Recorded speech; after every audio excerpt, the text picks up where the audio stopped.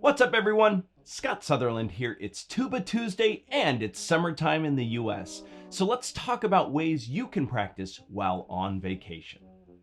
Musicians are a uniquely dedicated bunch of people, spending hours a day on our craft. Rest is an important part of our journey, and we all need to incorporate it regularly. That being said, there are times when a trip or vacation comes up at a time when you need to be at your peak, and you need to be playing at the top of your game as soon as you get back.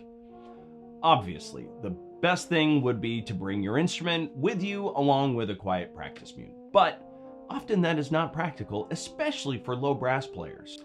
In these times, finding practice strategies away from your primary instrument is key. Usually, the first thought most of us brass players have when we need to practice away from our instrument is simply buzzing the mouthpiece. Buzzing a mouthpiece or visualizer for 10 minutes a day can often be enough to keep your chops fresh while on vacation. Scales, etudes, orchestra, or band music can all be buzzed productively.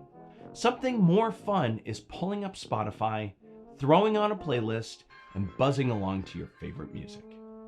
Matching pitch and playing in time with style is really beneficial.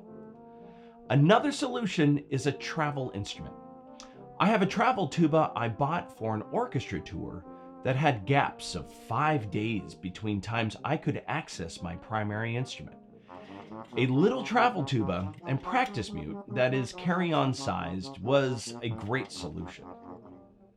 When that's not practical, a hose horn can be a cheap way to add resistance to the mouthpiece and gain the benefit of harmonics through lip slur exercises. My hose horn is 16 feet long, mimicking the length of a C tuba.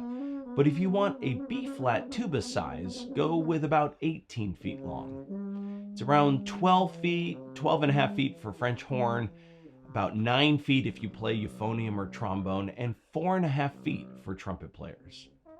Probably best to use half-inch vinyl tubing for the high brass instead of a garden hose. If you need to learn music or keep something like scales in your fingers, performing fingering patterns on a tabletop or even just your leg is a great way to do that. Coordinate the buzz of the mouthpiece while fingering the notes for the solo you are working on. You may be surprised the gains you make by isolating these aspects of the music making process and focusing on improving in these areas before going back to the horn and putting it all together. Follow me for more tips. Check out scottsutherlandmusic.com and I'll see you next week.